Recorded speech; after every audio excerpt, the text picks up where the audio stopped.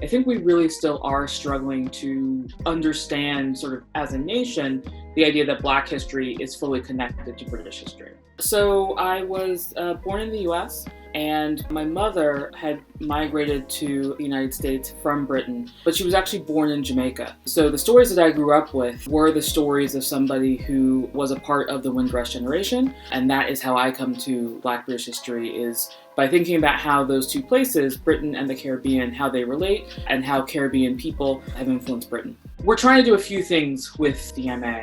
We are first trying to provide a place where people can really learn about their history. Certainly I hear this quite a bit as an American, that it's America that has race problems, or the US that has race problems, and then there are no race problems over here in Britain.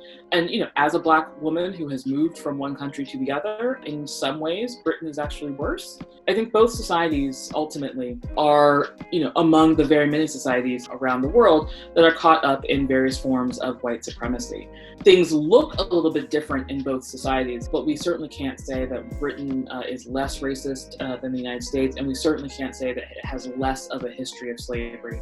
What you see is people using the Black Lives Matter moment and those protests and the visibility of those protests to think through matters here.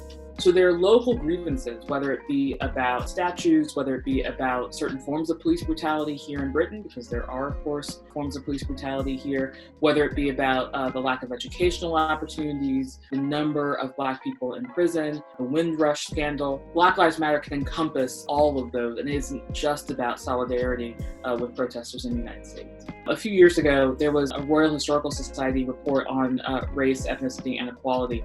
And that report had some really concerning information about how few Black people there are in the historical profession in this country, and how that sort of stems from fewer Black students doing GCSEs in history, fewer Black students doing A-levels in history, and on and on and on. For a university in this country to have a program where people can come and learn about their history, the history of their heritage, and for that to be really validated as an important area of study is incredibly important.